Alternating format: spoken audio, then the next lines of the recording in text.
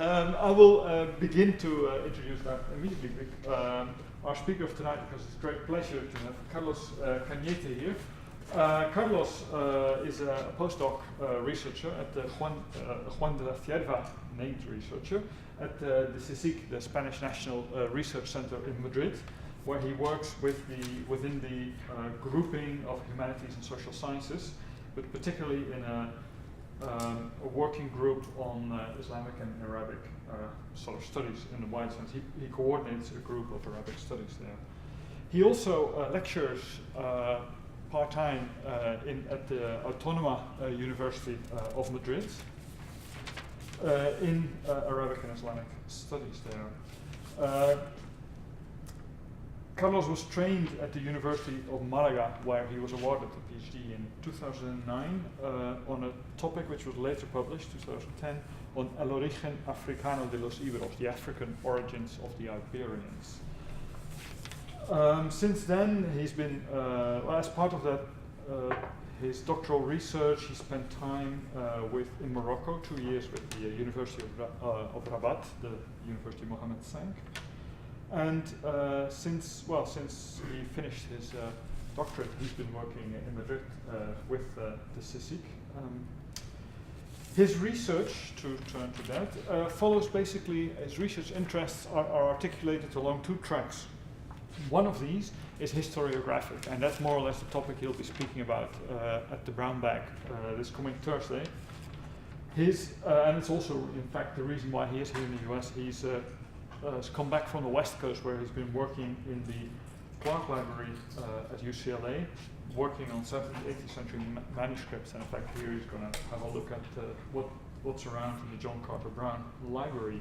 And this is the historiography of archaeology, how connections between material culture, peoples and races and all those discourses were constructed in the 17th and 18th century. And that was in fact the reason how we've, not the initial context, but how we've collaborated in 2009 and 10 when Carlos took part in a project called Material Connections that eventually resulted in an edited volume under the same name that I edited with Bernard Knapp.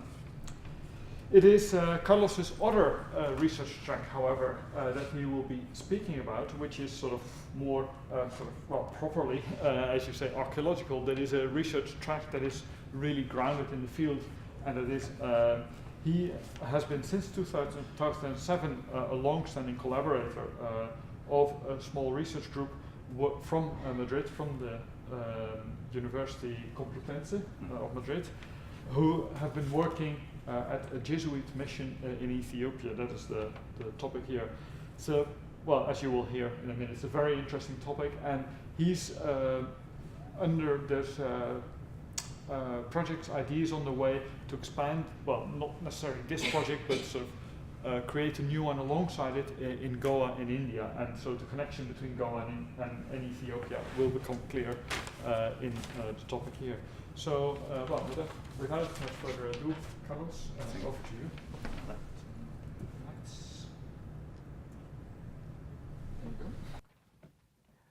Well, first of all, I wanted to give thanks to Peter for inviting me so kindly, and Alicia for providing me with a marvelous shelter.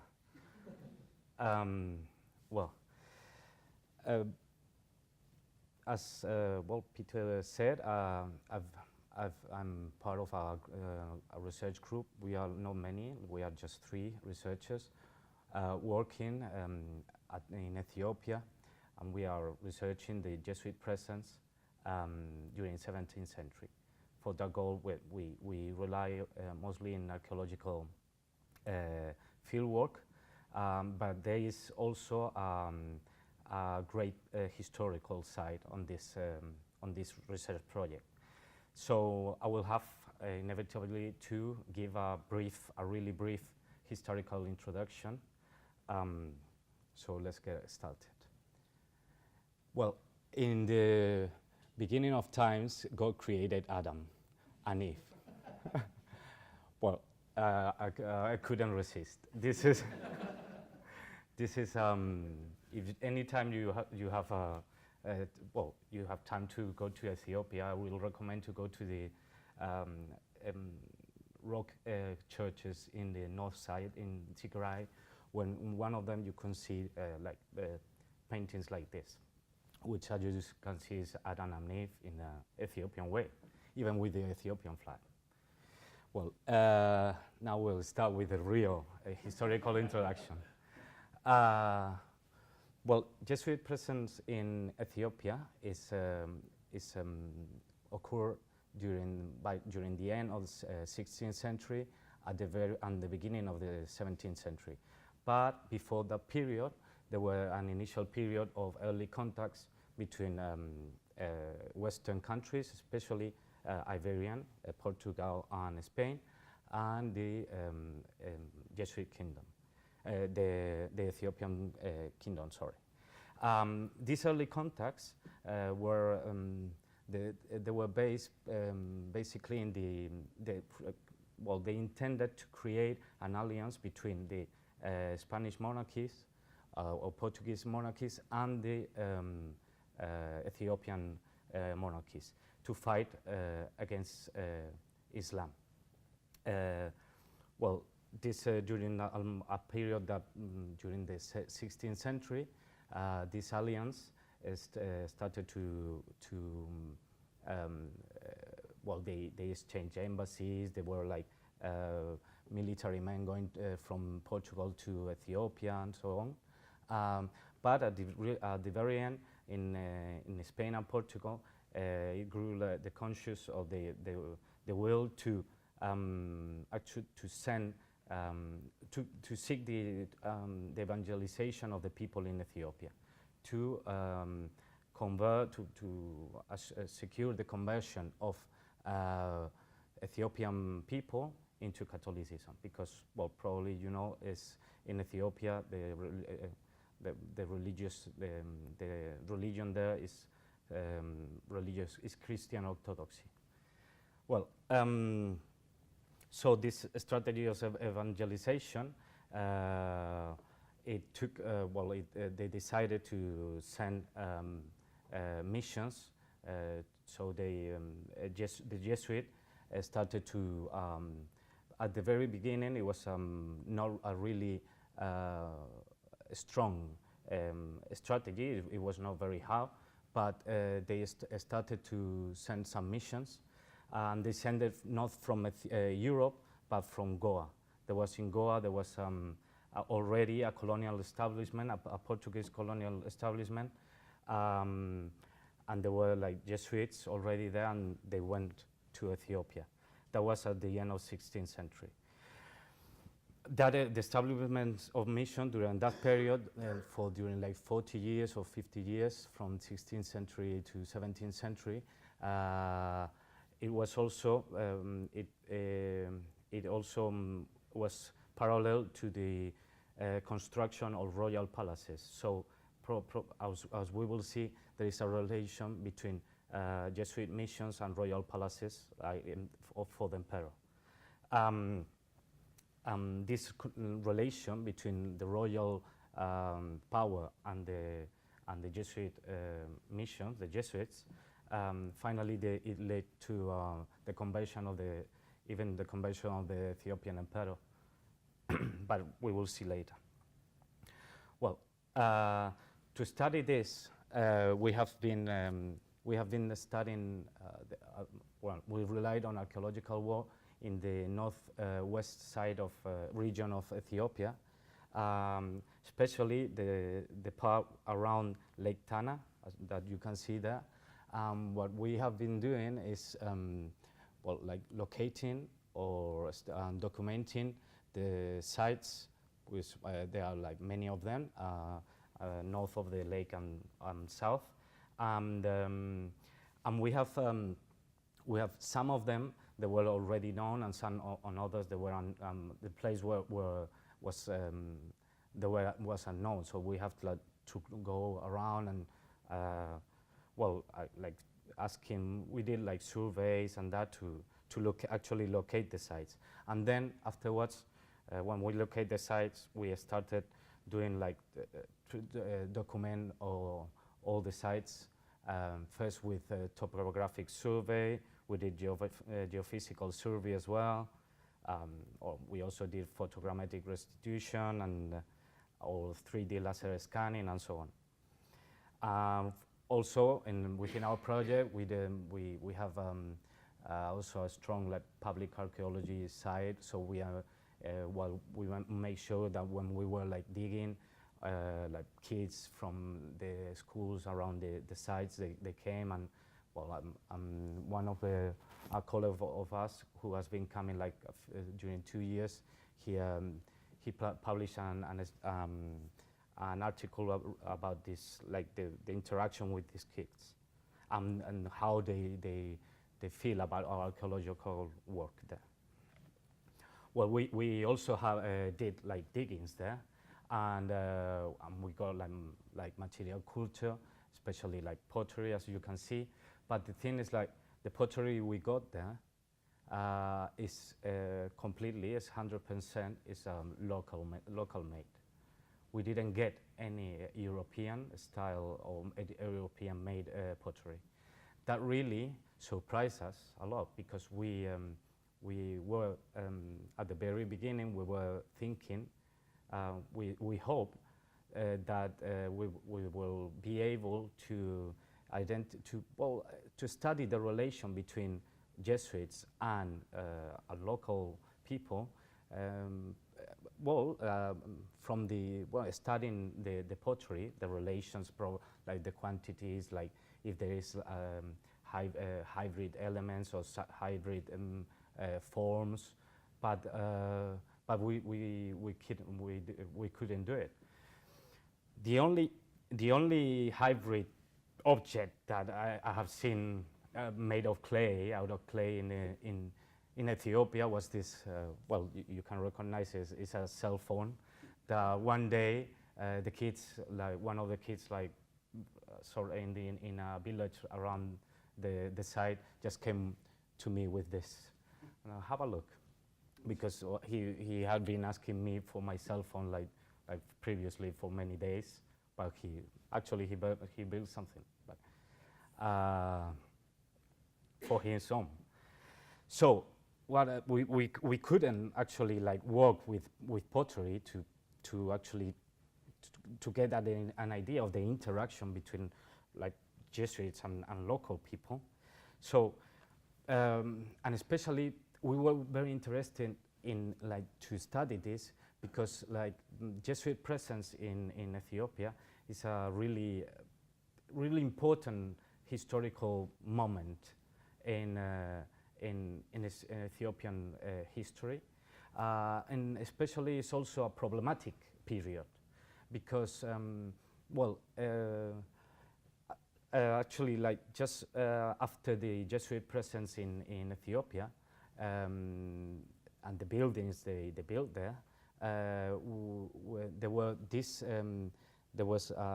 were building the Jesuits. They started building this royal palaces. It's a complex of royal palaces in the city of Gondar, which was the capital of the kingdom after the Jesuits were in Ethiopia.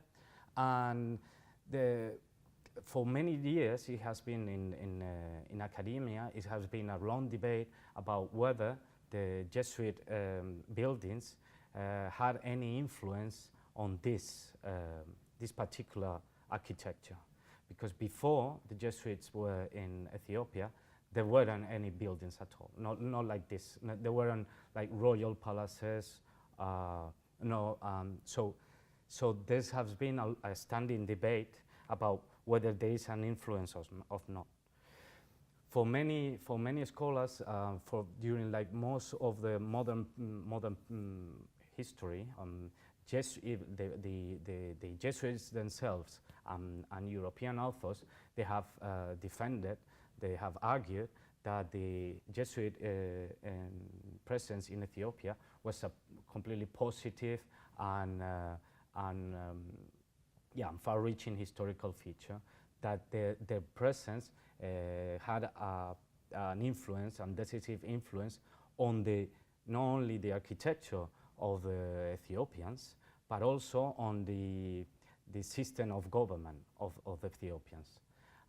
Whereas there is like recently, since the 50s or 40s, there is a strong historiographical side that defends that and argues quite reasonably that the Jesuits' presence was not so important, and even there are many authors that they see it as a really negative presence, as a really negative historical event. Well, you have commentaries, for example, the late one is like the Ethiopian encounters with Catholicism was disastrous. It added misery to misery, and so on. Well, so we are really here in a kind of like a historiographical controversy. But from our point of view, we really wanted to overcome, because we all of the researchers in this research group, we all come from like post-colonial theory and that, and we really wanted to overcome this these dichotomies, like the colonizer and the colonized, and well, you surely know about all this theoretical background. So we tried to look for things that could provide us with an alternative narrative, to search for like hybridity, forms of hybridization, to focus on appropriation strategies and so on.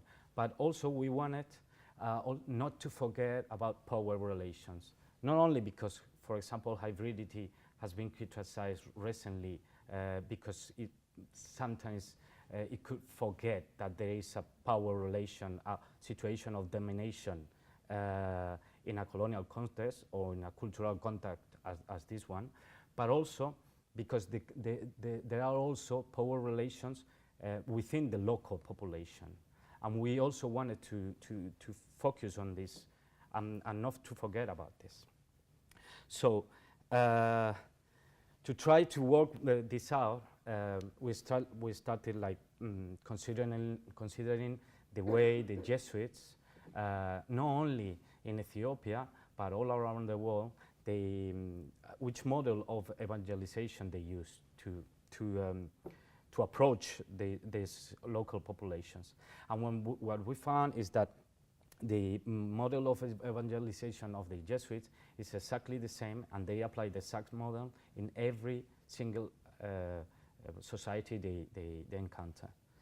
This model is basically based on an initial focus on elites. They try to the conversion of the elites first, to then attract the rest of the society. They focus also in education. Education for them plays a big role on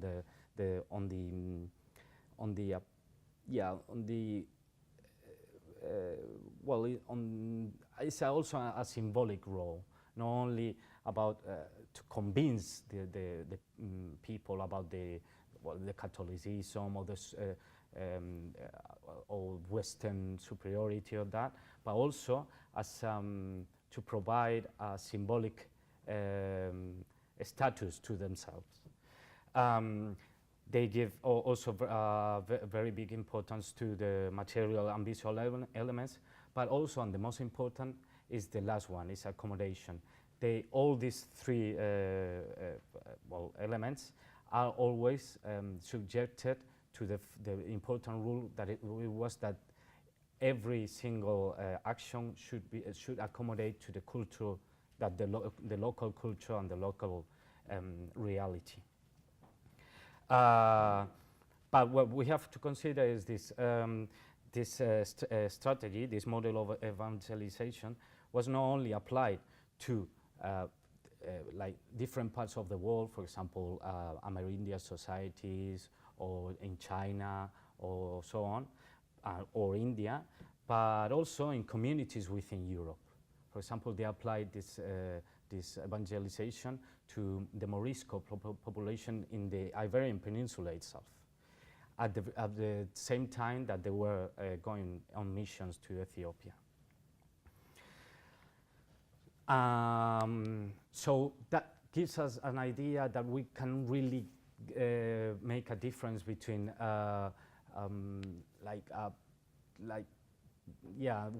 we cannot establish a real difference when well, a straight line where was Europe, or where was what is the local or what is the colonizer, and especially because sometimes the Jesuits themselves, they felt like they were becoming in a little bit, well, as you can say, a local.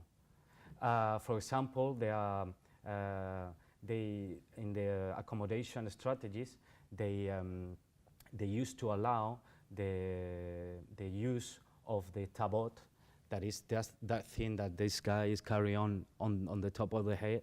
The tabot is the replica of the tablets, the stone tablets of the Ten Commandments, which plays a really a big role in Ethiopian Christianity. Well, they usually allow this, they use in Catholic ceremonies. And that make a really big problem in Rome, and also from Rome they accused them that they were becoming like, they were becoming Jewish for doing this. So we have a sort of difficult, not a really straight line between all these situations. Well, and then we go to the material evidence, to how we can see this in material evidence. At the really beginning, the Jesuits missions, they were not like the first period. They were like just 3 missions there. They were like very far away, and the material evidence that those missions gave us, is very poor, and probably that give us an idea that the Jesuits before, in the early period, they were experiencing a kind of a period of stagnation in the missionary endeavor. All that changed precisely after one precise date. In 1617, the Emperor Susenyos, which had been fighting against different communities and opponents in Ethiopia, won the Battle of Sada, and finally he consolidated his power that he had been fighting all around Ethiopia, and finally he got stabilized a big portion of the territory. And it was after that moment that he started an explicit support to the Catholics, and not earlier. And with this we can see that had a real effect on the Jesuit presence in Ethiopia. After the 1670, we can see that the Jesuit missions, they suddenly multiply, they start expanding, not only quantitative, not only number, but also they cover a big part of the territory. So we think that what happened is that Jesuits, they starting to have a very strong relation with royal power, and actually their missions, the development of the missions, they were strongly tied to the affirmation of the royal power in Jesuits in Ethiopia in that moment, and the support of the royal power. Probably an example of this can be also be in the materiality of the sites, because in many of them what we see is that they are the Jesuit residents and the churches, they are always close to a royal palace, as we can see here. here, that's the site of Dancas. And here we got the Jesuit residence and the church. And here is the royal palace surrounded by a circular compound. It's a palace, and then you go a cistern over there. That's and actually usually the mission, the residence, the Jesuit residence, and the palace are within visual reach. They are like about like between like 100 and 200 meters away, but they are in very close contact, visual contact. We have another example here in Sarka. This is the church, and that's the royal palace. Well, actually, Sarka is not a royal palace; it's aristocrat residence. But our idea is that not only it was the support to the Jesuit not only came from the emperor, but also from some part of the aristocracy, and that in a certain way that makes that all the model of relation between the Jesuits and the royal palaces is also the same for the situation with the aristocratic residences. That's you can see in Sarka. You also have visual contact. Well, not only they have a relation of proximity, but they also the Jesuit residents. They move following the changes of the royal residence. During the period that the Jesuits were in Ethiopia, the royal palaces, the royal residence, changed following this, from those sides, from one side to the other, until it finally got into a permanent position. And the Jesuits, they follow this way. That's because we think that it also has relation with the previous period of Ethiopian history, the period before Jesuits. The royal court was not permanent in one place. It was an itinerant court that used to go around the country, following a series of royal camps, which are there are many of them around the area, and they all have the same structure, which is a circular compound where, like the royal court will stay. The royal court actually was quite big before the establishment of permanent palaces, and there are some authors that they have considered that the court could be about like 40,000 people, something like moving from one place to the other. Surely it was also because to have a control over the territory, but also that huge amount of people actually took a lot of resources out of the land, so they have to keep moving from one side to the other. That's the image of the Jibaba Royal Camp, the remains of the circular compound. And actually this, the shape and the model of the royal camp, the pre-Jesuit royal camps, also it continues during the Jesuit period. Aristocratic and royal residences, they are also surrounded by a circular compound that usually what we consider is they didn't have a real defensive purpose.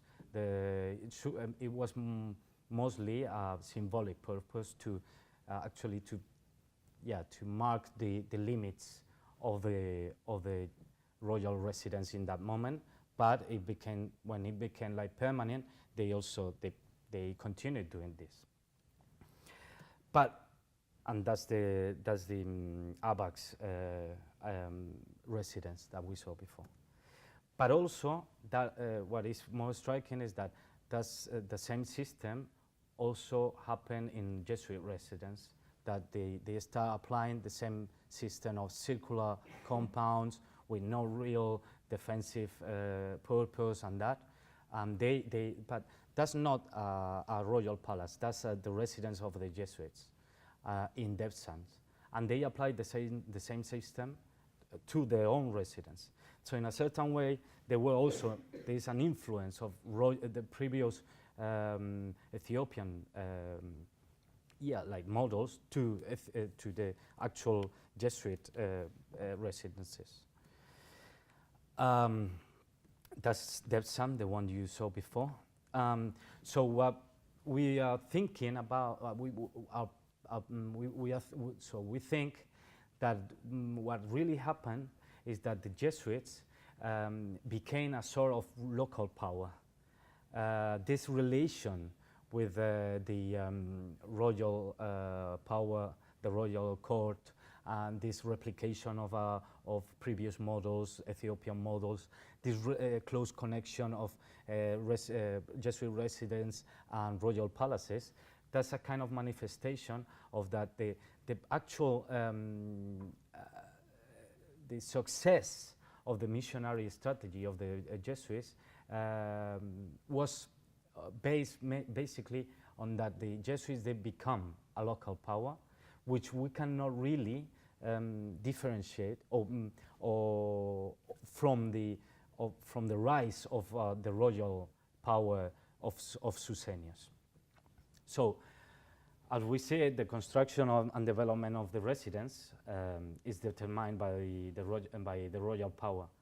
Not only especially, as you have seen, that the palace and the residences, they are close together, or economically, because the ones who financed the construction of the residences, and obviously the palaces, were the king and the aristocrats, supporting the Catholic party.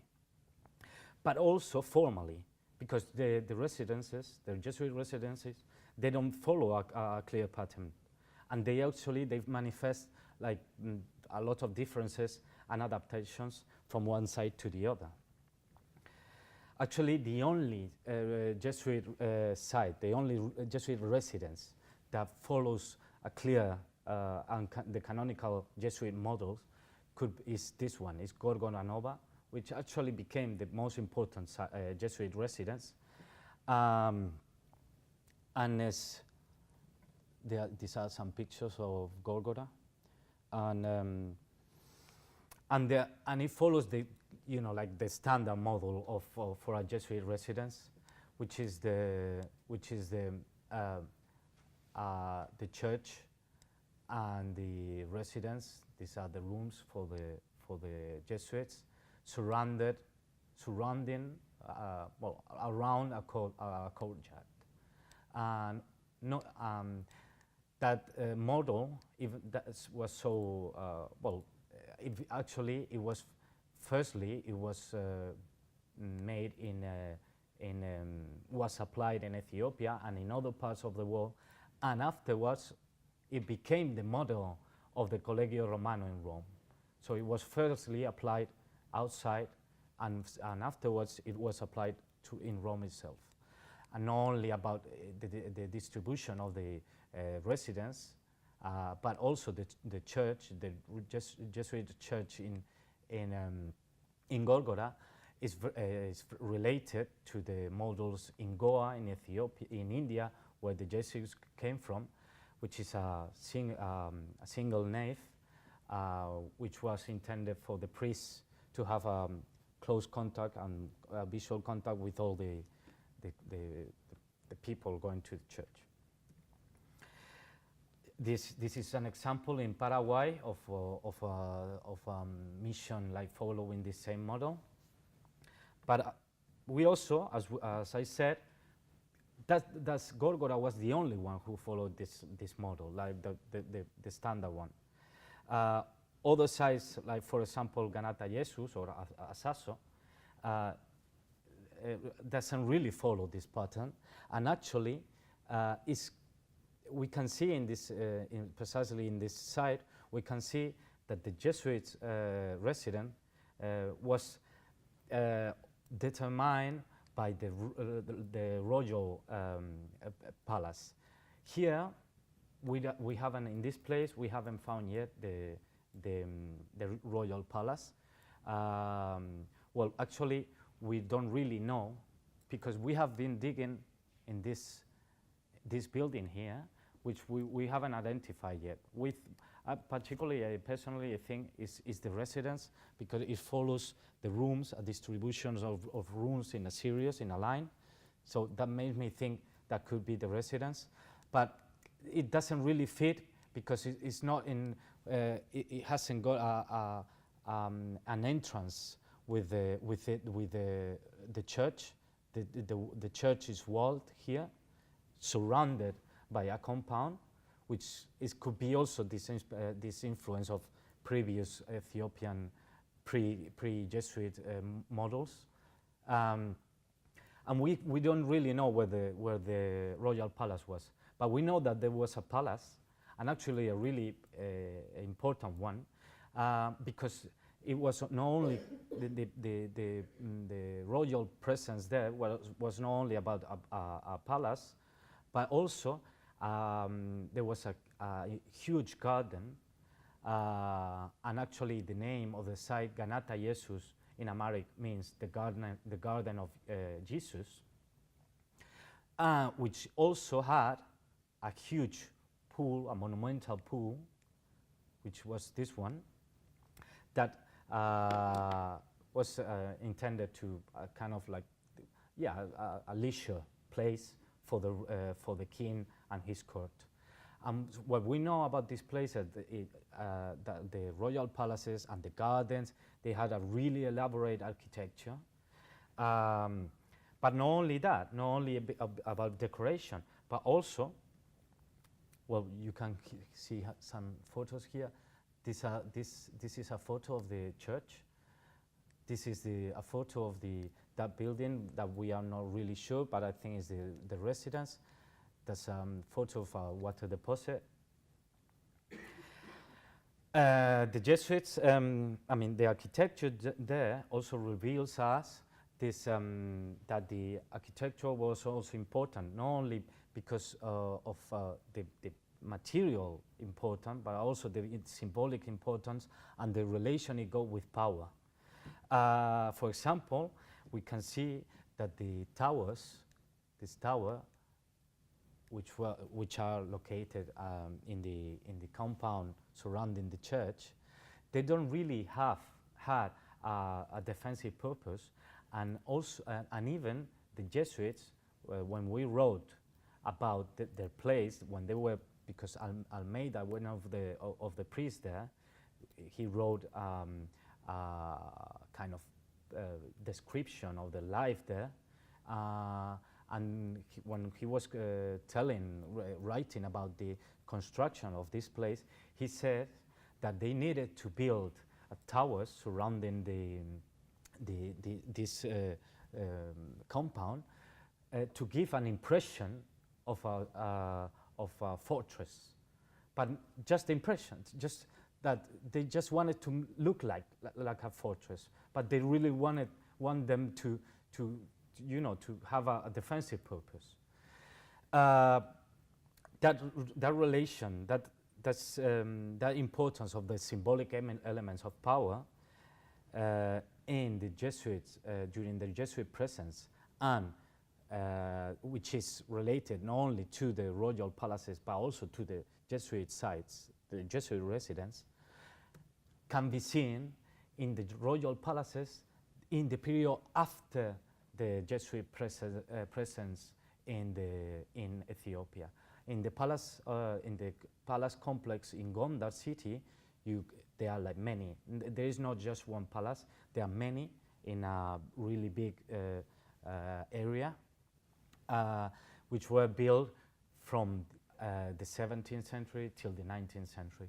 And all of them, they got the same fortress-like appearance, but with no real defensive purpose.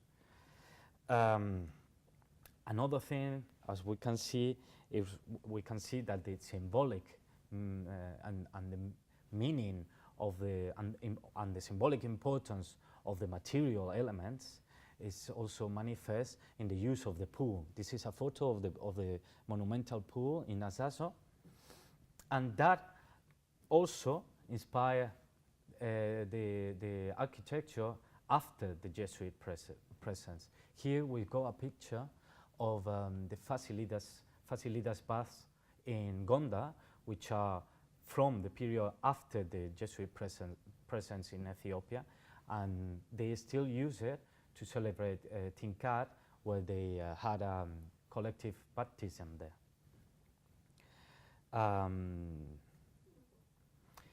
Well, we also we don't not only have studied like the buildings, we have also studied decorations and that.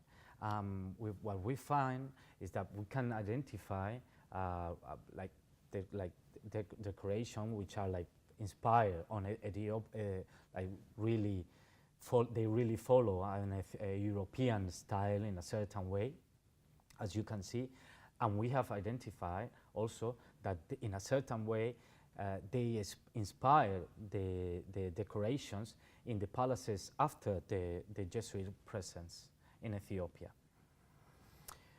But we are not sure actually how to interpret this, how to differentiate, because some of the shapes and the forms, what we have found is in previous times, in previous centuries, some of them like very late, very early Ethiopian decorations, we find that they also have like, they also have like these shapes that could be interpreted in a kind of like complex and sophisticated way, and which usually we identify as European.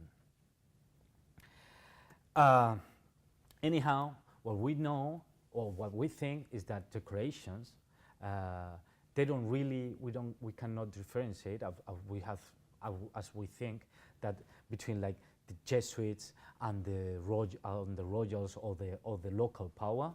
We think that the local power actually used whatever resources they had to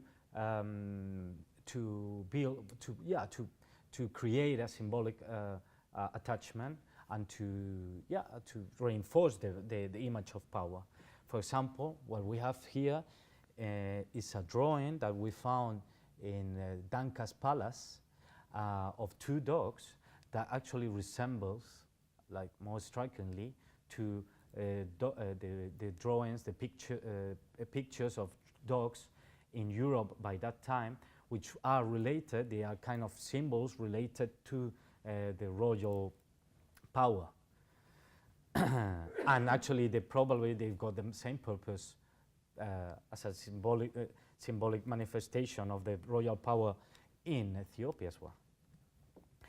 But probably what I think is probably the most paradigmatic example of what I think was going on in Ethiopia is this picture, which we also find in the same building, in the same palace, where you can find alongside the fleur de lis, which is, I'm sure you know that during that time is related to, in Europe, to the power of the king and that, with this drawing of a bottle it's made of a pumpkin,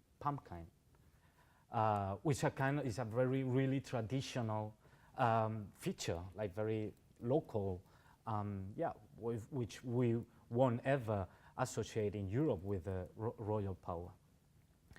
So what we think is that our proposal is that what we have to think is that the Jesuits to overcome this dichotomies about the colonizer and the colonized and that, we have to think about the Jesuits as a local power. Because as we have seen, the religious strategies, they were closely connected to political links in this Ethiopian society itself, and a close contact with it. Actually, the increase of the churches and residents, they were based on local funding, on local support by the king, and actually the material evidence show us that there was actually what we call a palace residence system, and finally all this relation led to the growth of pro-Catholic influence in Ethiopian society. But what happens is that because of this construction, they were funded by local population through taxation, that the increase of the royal palaces and the residences, actually the success of this model, of this system, became more and more, not only more explicit, but also more expensive. And finally, that resulted on contestation, on social contestation, that was the other parties, the opponent parties of the aristocracy, they took advantage of this to attract the support of the local population, and finally resulted on a really huge civil war and the expulsion of the Jesuits. But this system, what we think is that the system that was built not only through the incorporation of pre-Jesuit elements and the relation between the Jesuits and the royal power, continued after the Jesuits were expelled, and the orthodoxy, the Christian orthodoxy, was reinstated. And it continued in the royal palaces of Gondar, following the same patterns. So what we think is that people, the real people, the local people, were as oppressed as before. And that's it. Thank you.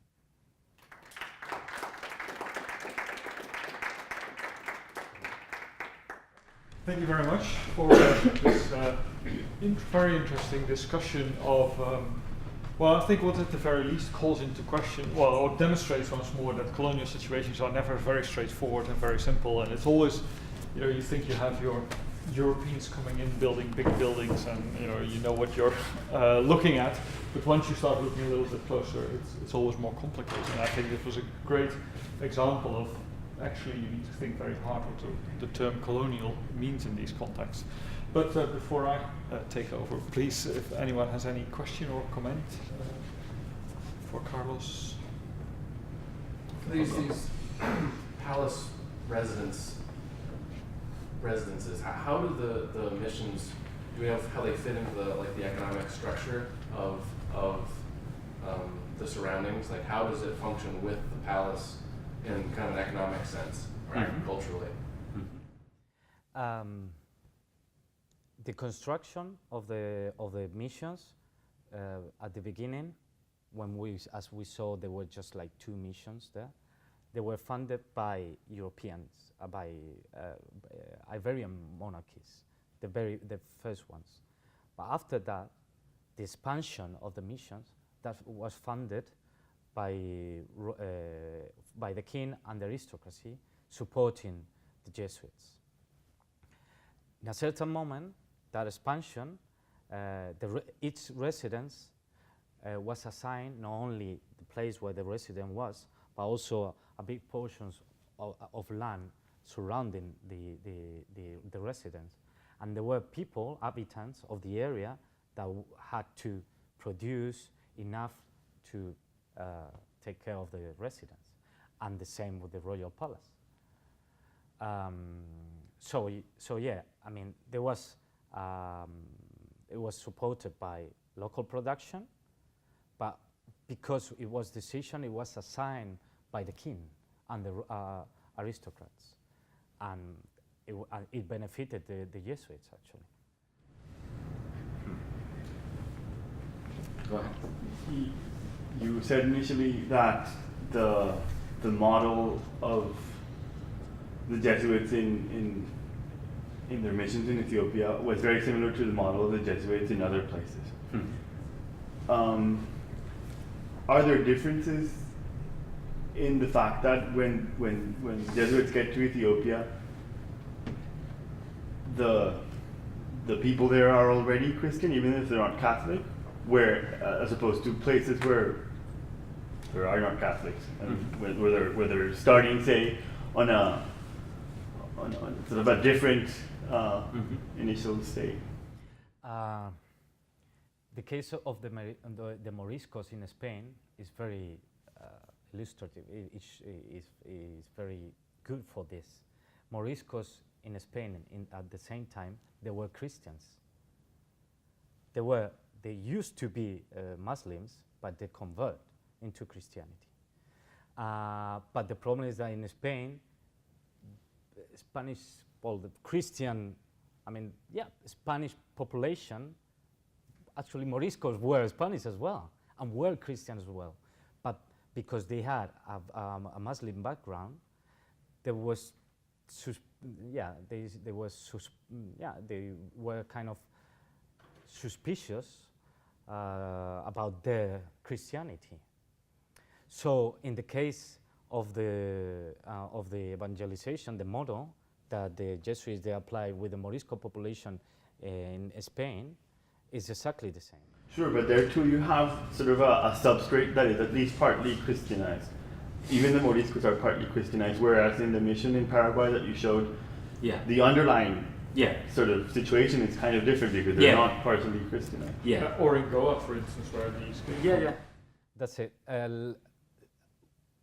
I think that, for example, in the case of the Moriscos and in the case of Ethiopia, the result of both of them was a really strong clash between, a problem of assimilation. And actually in the Moriscos they were expelled from Spain, finally. And in Ethiopia were the Jesuits who were expelled. Whereas in India and in Paraguay, nobody was expelled. So I guess that probably Christianity is more difficult in this case. Previous Christianity is a kind of difficulty. But Christianity, not a Catholic, Christianity is not Catholicism. No, I understand. I get it, but I think in some of these sort of material, of the images you were showing, like the hat, whatever the name is, it's more palatable to have some of these visual interminglings than if you have a pre-Columbian sort of element that is so clearly identified as pagan. I think it allows for some play that would be very hard to accept in other situations. I just in like 1 week ago, I was in this conference in LA that they were actually working on the strategies of conversion in America in the early modern period. They showed how the Jesuits there, they got to reincorporate previous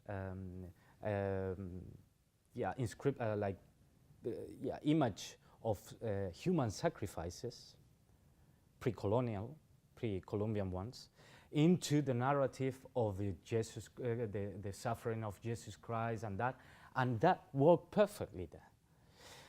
Whereas sometimes within Europe, the slight suspiciousness that you were from a Jewish origin became a really, really hard problem.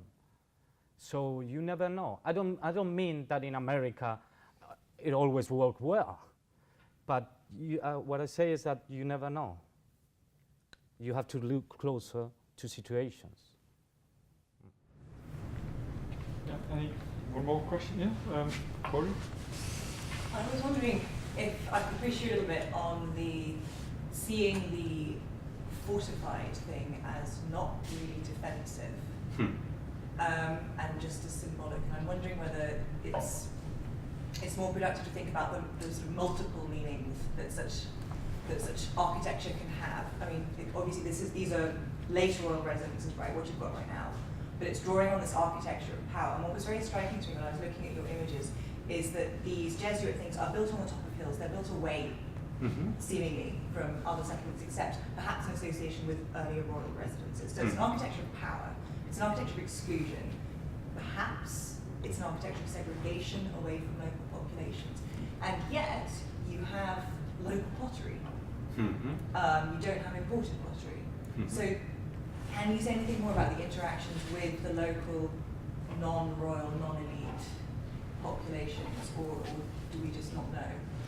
Well, we luckily for this period we know more than, for example, like Punic time. So yeah, but actually I have worked in Punic period as well, so I know what I'm talking about.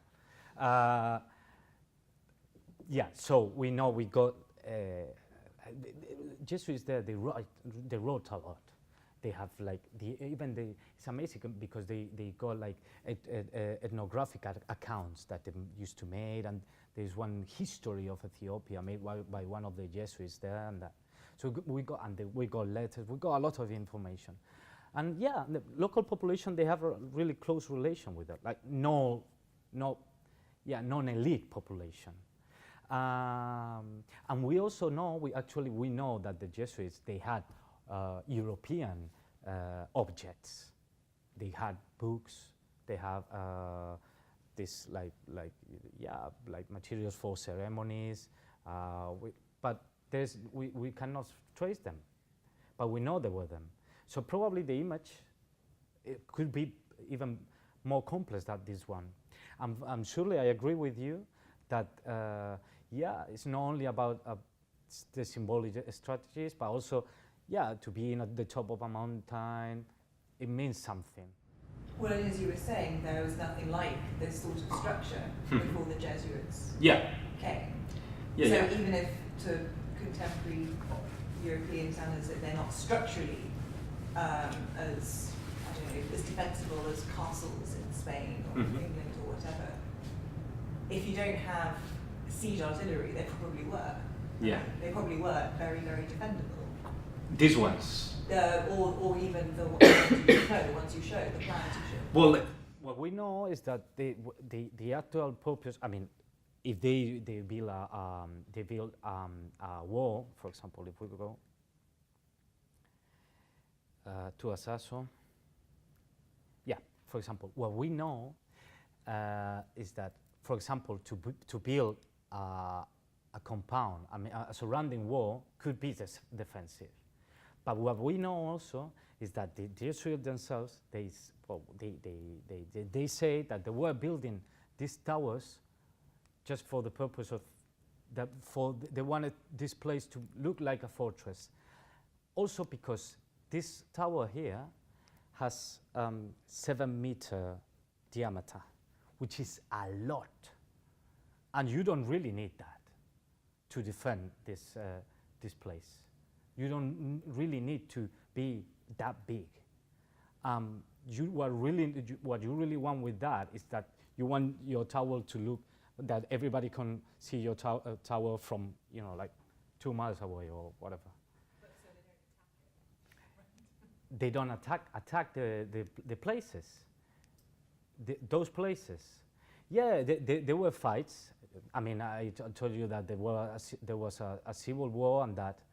But no, the purpose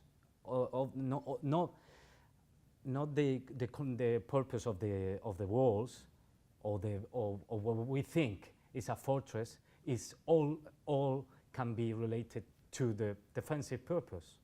It also has a symbolic purpose. That's it. One more question, or?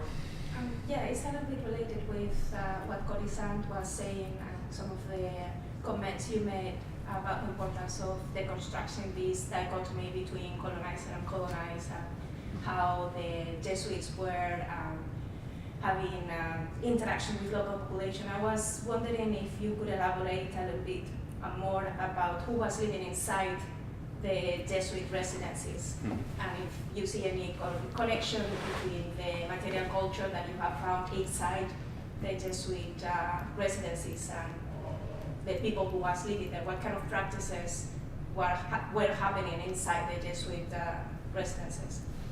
There were people living there. Normally, in each one of the residences, there weren't so many Europeans. Probably there were like 2.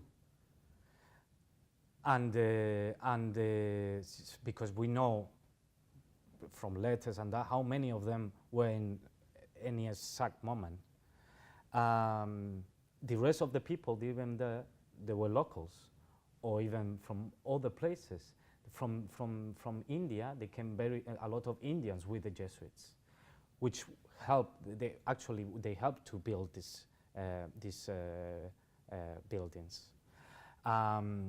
So what we know is like they were like locals, and we know that there were like local population, for example, kids that they were taught in schools, in the residences, and they lived there. And some of them, they become priests as well. But those were usually coming from the elite, those ones. And usually they don't, like non-elite population usually don't live permanently inside the residence. They live outside.